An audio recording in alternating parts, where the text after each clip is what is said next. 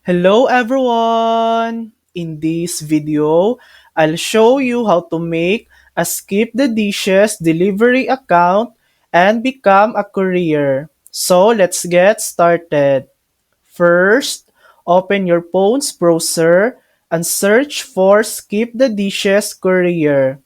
Then tap the first link that says Become a Skip the Dishes courier, self-employed courier jobs. Next, click Apply Now. Enter your first name, last name, email address, and mobile number.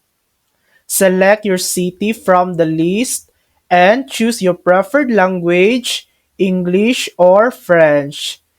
Check both boxes, then click Create Account.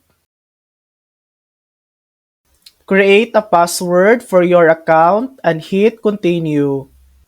Answer a few questions. For example, how did you hear about us? Then enter the address where you'll begin your shifts and confirm your city. Next, you'll see your delivery zone. Adjust the map pin to your preferred area, then tap Submit Selection. Once submitted, your account will be placed on the wait list.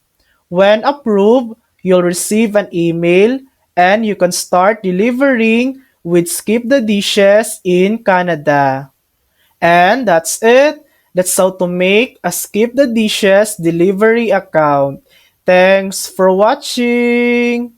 If this video helped you, please like and subscribe for more helpful tutorials.